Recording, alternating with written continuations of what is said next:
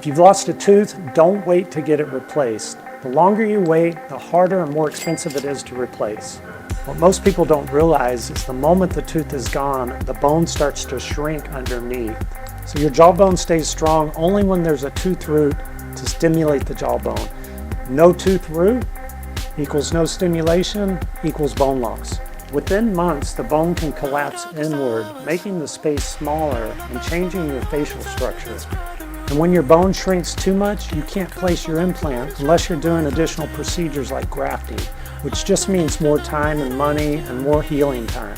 That's why implants are the gold standard, because they act like a natural root, so they stimulate the bone, keep it healthy, and stabilize the bite.